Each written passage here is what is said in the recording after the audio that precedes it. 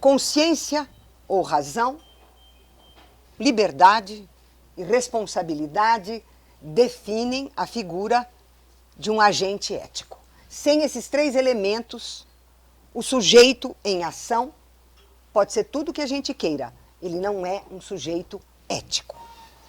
Então, o rei era o pai, o comandante e o sacerdote. Ele enfechava nas suas mãos todo o poder.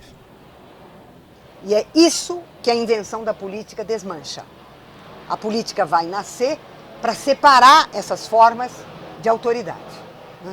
Então, a política nasceu quando a esfera privada da economia e da vontade pessoal do pai, a esfera da guerra e a esfera do sagrado ou do saber foram separadas. E o poder político deixou de identificar-se com a figura do governante como pai, comandante e sacerdote. E nós estamos vivendo uma situação em que a política se tornou impossível. Ela se tornou impossível nesse momento no Brasil.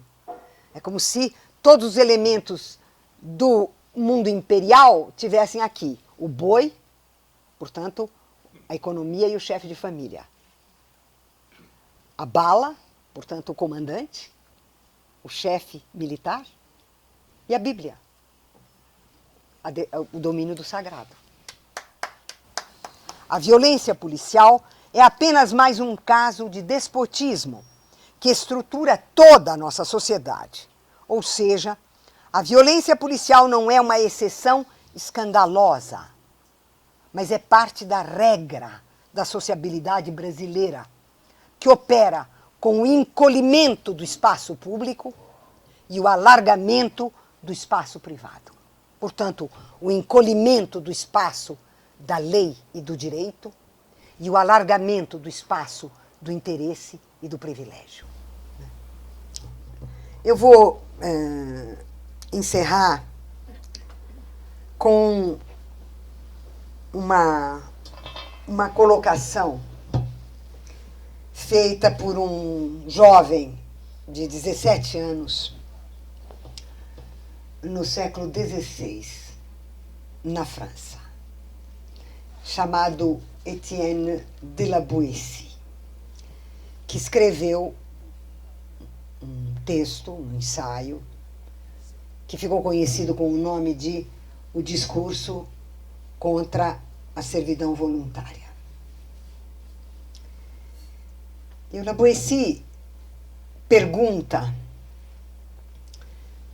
como explicar que países inteiros, cidades inteiras, pessoas se submetam a um tirano, quando, na verdade, o tirano só se mantém pela força das armas. Depois o La Boétie diz, não, ele usa as armas porque ele tem medo, é ele que tem medo. Se ele não tivesse medo, ele não precisaria das armas. A questão não é tanto o de saber por que todos obedecem ao tirano. Isso é o de menos. Ele diz, o tirano tem um corpo igual ao de qualquer um de nós. Ele tem 2 olhos, 2 orelhas, uma boca, 2 mãos e 2 pés. Como explicar que ele possa espionar o país inteiro? Quem deu para ele milhares de olhos com que ele nos espiona? Quem deu para ele milhares de ouvidos com os quais ele nos espiona? Quem deu para ele esses milhares de mãos com os quais ele nos esgana? Quem deu para ele esses milhares de pés com os quais ele nos esmaga? E o La Boétie diz, mas fomos nós.